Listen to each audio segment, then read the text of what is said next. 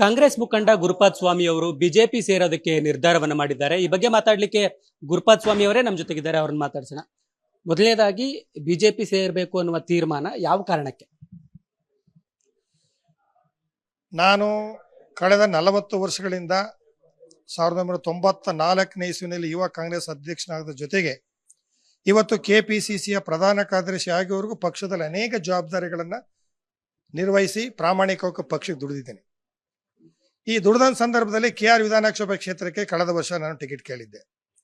ಅವತ್ತು ಅವಕಾಶ ಆಗಲಿಲ್ಲ. ಅವತ್ತು ಸೋಮಶೇಖರ್ ಕೊಟ್ಟರು, ಅವ್ರ ಪರ ನಾವು ಕೆಲಸ ಮಾಡಿದ್ವಿ. ಸಿದ್ದರಾಮಯ್ಯನವ್ರ ಪರ ಬಹುತೇಕವಾಗಿ ಸಿದ್ದರಾಮಯ್ಯನವರಿಗೆ ಭಾಳ ಕಷ್ಟಪಟ್ಟು ಕೆಲಸ ಮಾಡಿಕೊಟ್ವಿ. 2ನೇ ಬಾರಿ ಮುಖ್ಯಮಂತ್ರಿ ಆಗಬೇಕು, ಅವರಂಥ ನಾಯಕರು ಗೆಲ್ಲಬೇಕು ನಮ್ಮ ಕ್ಷೇತ್ರದ ಅನ್ನೋ ದೃಷ್ಟಿಯಿಂದ ನಾವು ಪ್ರಾಮಾಣಿಕವಾಗಿ ಅವ್ರು ಹೇಳಲಿ ಬಿಡಲಿ ನಮ್ಮನ್ನು ಭಾಳ ಬಳಸ್ಕೊಂಡ್ರು. ಯತೀಂದ್ರ ಅವರು ನಮ್ಮನ್ನು ಬರೆಯಲಿ, ಅಪ್ಪಾಜಿ ಅವ್ರು ಹಿಂಗೆ ಆಗ್ತಾರೆ ಅಂತ ಹೇಳಿದ್ಮೇಲೆ ನಾವು ಭಾಳ ಗೌರವಯುತವಾಗಿ ಯಾವ ವಿಧವಾದ ಹಣ ಆಕಾಂಕ್ಷೆ ಗೆಲ್ದೇನೆ ನಮ್ಮ ಕೈಯಿಂದ ಹಾಕೊಂಡು ಅವ್ರನ್ನ ಸಾಹೇಬರಿಗೆ ಗೆಲ್ಲಿಸ್ತೀವಿ. ಇವತ್ತು ಲೋಕಸಭಾ ಕ್ಷೇತ್ರಕ್ಕೆ ನಾನೊಬ್ಬ ಆಕಾಂಕ್ಷಿ ಆಗಿದ್ದೆ. ಮೈಸೂರು ಕೊಡಗು ಕ್ಷೇತ್ರಕ್ಕೆ 14 ಜನ ಅಭ್ಯರ್ಥಿಗಳಿದ್ವಿ. ಇವತ್ತು ಲಕ್ಷ್ಮಣ್ ಅವರಿಗೆ ಟಿಕೆಟ್ ಕೊಟ್ಟಿದ್ದಾರೆ. ಅವರು ಕೊಟ್ಟಿದ್ರಲ್ಲಿ ನಮ್ದು ಯಾವ ವಿಧವಾದ ಕಿಂಚಿತ್ತು ಅಸಮಾಧಾನ ಇಲ್ಲ. ಅವರೊಬ್ಬ ವಕ್ತಾರರಾಗಿದ್ದರು, ಕೆಲಸ ಮಾಡ್ತಿದ್ರು. ಅವರು ಅವರೇ ಕೇಳೋಕೆ ಅವಕಾಶ ಕೇಳಿದ್ರು, ಕೊಟ್ಟರು.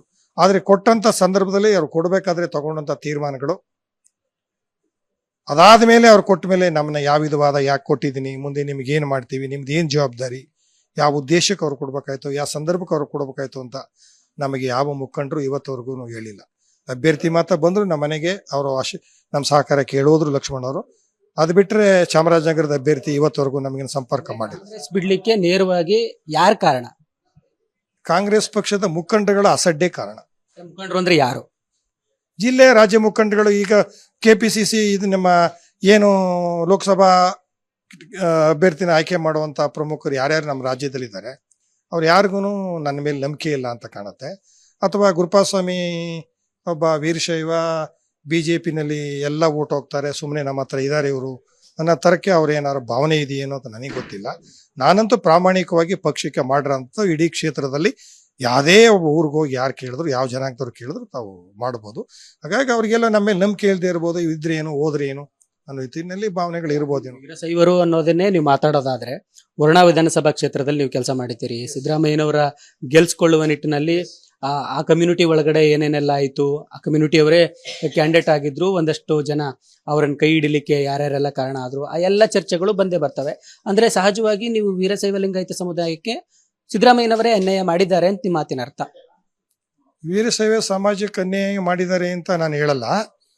ರಾಜ್ಯದಲ್ಲಿ ಬಸವಣ್ಣವನ ಸಾಂಸ್ಕೃತಿಕ ನಾಯಕ ಅಂತ ಆಗಿರ್ಬೋದು, ಬಸವಣ್ಣವರ ಫೋಟೋ ಎಲ್ಲ ಕಡೆ ಹಾಕಿ ಅಂತ ಹೇಳಿರ್ಬೋದು, ಬಸವಣ್ಣಗಳು ದುಡ್ಡು ಕೊಡಿರ್ಬೋದು. ಗುರುಪಾದ್ ಸ್ವಾಮಿಗೆ ಏನಾಗಿದೆ? ಗುರುಪಾದ್ ಸ್ವಾಮಿ ವೀರಶೈವನ ಜೊತೆಗೆ ಕಾಂಗ್ರೆಸ್ನಲ್ಲಿ ದುಡ್ದಿಲ್ವಾ? ಇವ್ರಿಗೆ ದುಡ್ದಿಲ್ವಾ? ಪಕ್ಷಕ್ಕೆ ದುಡ್ದಿಲ್ವಾ? ನನಗನ್ಯಾಯ ಆಯಿತು ಅಂದಿಟ್ಟಿಗೆ ನನ್ನ ಜನಾಂಗಕ್ಕೆ ಅನ್ಯಾಯ ಆಯಿತು ಅಂತ ಹೇಳಲ್ಲ. ನಾನು ಗುರುಪಾದ್ ನಿಮ್ಮ ಹತ್ರ ಇದ್ದೀನಿ, ಕೆಲಸ ಮಾಡ್ತಾ ಇದ್ದೀನಿ, ಮಾಡಿದ್ದೀನಿ, ತೋರಿಸಿದೀವಿ. ಅದನ್ನ ಎಲ್ಲರೂ ಗೊತ್ತಿದೆ, ಇಡೀ ಜಿಲ್ಲೆ ರಾಜ್ಯ ಗೊತ್ತಿದೆ. ನನಗಾಗ್ಬೇಕಲ್ಲ. ನಮ್ಮ ಸಮಾಜಕ್ಕೆ ಬಸವಣ್ಣವ್ರ ಸಾಂಸ್ಕೃತಿಕ ನಾಯಕರು ಮಾಡಿದ್ರು, ಸುಮ್ಮನೆ ಐ ವಾಶ್ ಮಾಡಕ್ಕೆ ಅದೆಲ್ಲ ಮಾಡಿಬಿಟ್ರೆ ನಮ್ಮಂತವ್ರು ಗುರ್ಸವ್ರು ಯಾರು? ಗೆಲ್ಸೋದು ನಾವು, ಅಧಿಕಾರ ಕೊಡೋದು ಬೇರೆ ಕ್ಷೇತ್ರದವರಿಗೆ, ಬೇರೆ ಜಿಲ್ಲೆಯವರಿಗೆ. ಯಾವ ಕ್ಷೇತ್ರಕ್ಕೆ? ನೀವು ವರ್ಣದಲ್ಲಿ ಕೆಲಸ ಮಾಡಿದ್ರಿ, ಸಿದ್ದರಾಮಯ್ಯನವರು ನೀವು ಗೆಲ್ಸಿದ್ದೀರಿ, ಅಧಿಕಾರ ಬೇರೆಯವರು ಕೊಟ್ಟಿದ್ದಾರೆ ಅಂದ್ರೆ ಬೇರೆಯವರು ಯಾರಿಗೆ? ಖಂಡಿತ. ಈಗ ನೋಡಿ, ನಮ್ಮ ಚಾಮುಂಡೇಶ್ವರಿ ಲಾಸ್ಟ್ ಟೈಮ್ ಎಷ್ಟು ಸಾವಿರದಲ್ಲಿ ಸೋತರು?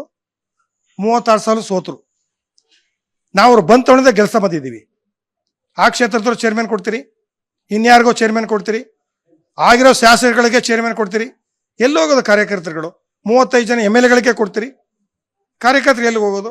ವರ್ಣಾ ಕ್ಷೇತ್ರದಲ್ಲಿ ಲಾಸ್ಟ್ ಟೈಮು ಬಸವರಾಜವರು ಕೊಟ್ಟಿದ್ರು. ಅವ್ರ ಜೊತೆಗೆ ಬೇರೆಯವ್ರು ಕೊಡಬಾರ್ದು ಅನ್ನೋದು ನಮ್ದೇನು ಅಭ್ಯಂತರ ಇಲ್ಲ. ಎಲ್ಲರೂ ಇಡೀ ರಾಜ್ಯಕ್ಕೆ ನಾಯಕರವರು. ನಮ್ಮ ಕ್ಷೇತ್ರದವ್ರನ್ನು ಗಮನ ಇಡಬೇಕು, ಅದರಲ್ಲೂ ನನಗೆ ಗಮನ ಇಡಬೇಕಲ್ವಾ? ನಾನು ನಿಮಗೆ ಜಾತಿ ಜನಾಂಗ ಅನ್ನೋದು ಬಿಟ್ಟೇನೆ ನಾನು ಒಬ್ಬ ನಾಯಕರು, ಧೀಮಂತ ನಾಯಕರು, ನಮ್ಮ ಮುಖ್ಯಮಂತ್ರಿ 2ನೇ ಬಾರಿ ಆಗ್ತಾರೆ ಅಂತ ನಾನು ಹಗಲು ಇವ್ರ ಹತ್ರ ದುಡ್ದಿಲ್ವಾ?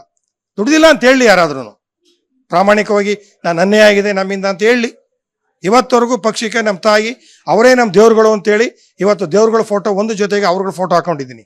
ಇವತ್ತು ಈಗಲೇ ಆಫೀಸು ಬಂದು ನೋಡಿ, ಸಿದ್ದರಾಮಯ್ಯನವರು ಆಗ್ಬೋದು, ರಾಹುಲ್ ಗಾಂಧಿ ಆಗ್ಬೋದು, DK ಶಿವಕುಮಾರ್ ಅವರು ಆಗ್ಬೋದು, ಖರ್ಗೆ ಅವರು ಆಗ್ಬೋದು, ಪ್ರಿಯಾಂಕಾ ಗಾಂಧಿ ಅವರು ಆಗ್ಬೋದು, ಸೋನಿಯಾ ಗಾಂಧಿ ಅವರು, ನಮ್ಮ ಆಫೀಸ್ ಪೂರ್ತ 10-15ರಲ್ಲಿ ಕಂಪ್ಲೀಟ್ A to Z ಒಂದು ವಿಘ್ನೇಶ್ವರ ಫೋಟೋ ಬಿಟ್ಟು ಇರೋದೆಲ್ಲ ಕಾಂಗ್ರೆಸ್ ನಾಯಕರ ಫೋಟೋನೇ.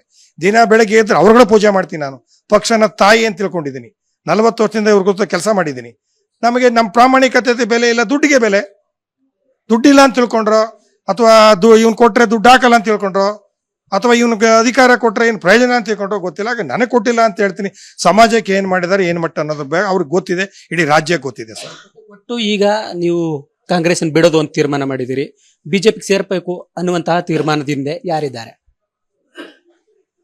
ನಾನು ಬಿಜೆಪಿಗೆ ಸೇರಬೇಕು ಅನ್ನೋ ತೀರ್ಮಾನಕ್ಕೆ ಪ್ರಮುಖವಾಗಿ ನನ್ನ ಜೊತೆಗೆ ನಾನು ಮೈಸೂರು ಜಿಲ್ಲಾ ಯುವ ಕಾಂಗ್ರೆಸ್ ಅಧ್ಯಕ್ಷನಾಗಿದ್ದ ಸಂದರ್ಭದಲ್ಲಿ ನನ್ನ ಜೊತೆಗೆ ಯುವ ಕಾಂಗ್ರೆಸ್ ಅಧ್ಯಕ್ಷನಾಗಿದ್ದಂಥ ಅಭ್ಯರ್ಥಿ ಆಗಿರುವಂಥ ಬಾಲರಾಜ್ ಪ್ರಮುಖ ಕಾರಣ.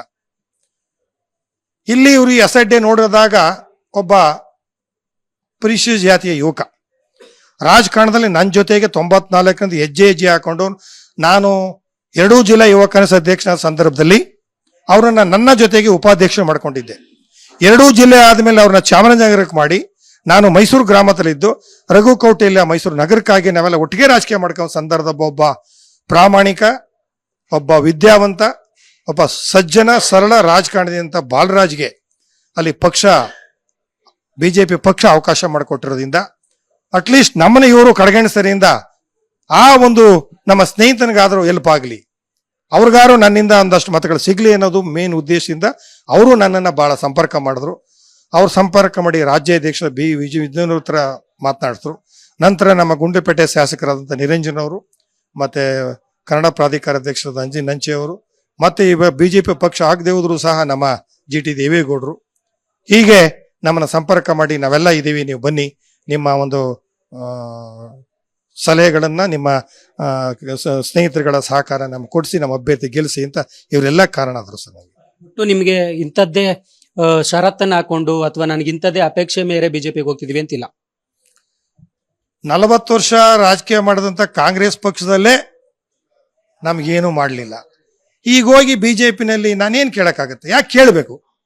ಈಗಾಗಲೇ ಅಲ್ಲೂ ನಾವು 40 ವರ್ಷ ದುಡ್ದಿವಿ ಅನ್ನತ್ತಾರೆ, ಅಲ್ಲೂ ಅನೇಕರು ದುಡ್ದಿರ್ತಾರೆ, ಅವ್ರಿಗೆಲ್ಲ ಸಿಗಲಿ. ಅಲ್ಲಿ ಏನು ಬಿಜೆಪಿ ಪಕ್ಷದ ದುಡಿದಿರುವಂಥ ಕಾರ್ಯಕರ್ತಗಳು ಮುಖಂಡಗಳಿದ್ದಾರೆ, ಅದು ವರ್ಣಾ ಕ್ಷೇತ್ರ ಆಗ್ಬೋದು, ಜಿಲ್ಲೆ ಆಗ್ಬೋದು, ಅವ್ರಿಗೆಲ್ಲ ಕೊಡ್ಲಿ, ಅವ್ರಿಗೆಲ್ಲ ಕೊಟ್ಟು ಉಳಿದ್ರೆ ನಮಗೆ ಕೊಡ್ಲಿ, ಕೊಡದೇವ್ರೆ ಪಕ್ಷದಲ್ಲಿ ಇರ್ತೀವಿ ಸರ್, ತೊಂದರೆ ಇಲ್ಲ ಸರ್. ಇದಿಷ್ಟು ಗುರುಪಾದ್ ಸ್ವಾಮಿ ಅವರ ಮಾತು. ಕ್ಯಾಮರಾ ಪರ್ಸನ್ ನಾಗೇಶ್ ಜೊತೆಗೆ ರಂಗಸ್ವಾಮಿ, ವಿಸ್ತಾರ ನ್ಯೂಸ್, ಮೈಸೂರು. ಅನುಕ್ಷಣದ ಸುದ್ದಿಗಳಿಗಾಗಿ ವಿಸ್ತಾರ ನ್ಯೂಸ್ ಯೂಟ್ಯೂಬ್ ಚಾನೆಲ್ ಸಬ್ಸ್ಕ್ರೈಬ್ ಮಾಡಿ. ಹೊಸ ಸುದ್ದಿಗಳ ನೋಟಿಫಿಕೇಶನ್ಗಾಗಿ ಬೆಲ್ ಐಕಾನ್ ಕ್ಲಿಕ್ ಮಾಡಿ. ಲೇಟೆಸ್ಟ್ ಅಪ್ಡೇಟ್ಸ್ಗಾಗಿ www.vistaranews.com ವೆಬ್ಸೈಟ್ಗೆ ವಿಸಿಟ್ ಮಾಡಿ. ಅಂಗೈಯಲ್ಲೇ ಜಗತ್ತಿನ ಸುದ್ದಿ ತಿಳಿಯಲು ವಿಸ್ತಾರ ನ್ಯೂಸ್ ಕನ್ನಡ ಆಪ್ ಡೌನ್ಲೋಡ್ ಮಾಡಿ.